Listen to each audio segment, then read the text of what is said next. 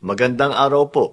Binabati ko po ang lahat ng ating overseas Filipino workers at kanilang pamilya sa pagdiriwang natin na ika-31 Migrant Workers Day. Ngayong araw, binibigyan pugay natin ang kabutihan, galing at tibay na loob ng ating mga OFW sa iba't ibang panig ng mundo. Sa inyong pag-alis upang makipagsapalaran sa ibang bansa, nabibigyan ninyo ng mas magandang kinabukasan ang inyong mga pamilya at ang bansa. Ngunit kapalit nito ang pangungulila sa mga mahal sa buhay, mga pagdiriwang na malayo sa pamilya at mga hamon na tanging kayo lamang ang nakakaunawa. Sa kabila ng lahat ng ito, patuloy kayong lumalaban, taglay ang mga katangiang Pilipino, masipag, maaasahan, mapagmalasakit, at matatag sa anumang pagsubok na dala ng buhay.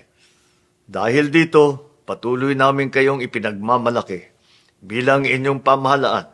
Muli naming ipinagtitibay ang aming pangako na ipaglaban ang inyong mga karapatan, pangalagaan ang inyong kapakanan, at palawakin ang suporta para sa inyo at sa inyong mga pamilya. Tinitiyak natin na may maaasahan kayong tulong kapag kailangan, may sapat na proteksyon habang kayo'y nasa ibang bansa, at may malinaw na oportunidad sa inyong pagbabalik at muling pagsisimula dito sa Pilipinas. Sa pangunguna ng Department of Migrant Workers at mga katuwang na ahensya, patuloy namin palalakasin ang mga programang tunay na tumutugon sa inyong pangangailangan.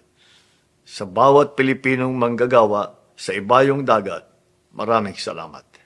May this Migrant Workers Day remind us that every OFW story is a story of courage, of hope, and of nation building.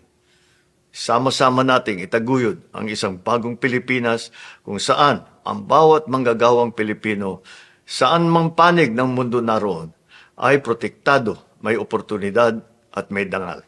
Mabuhay ang ating mga OFW!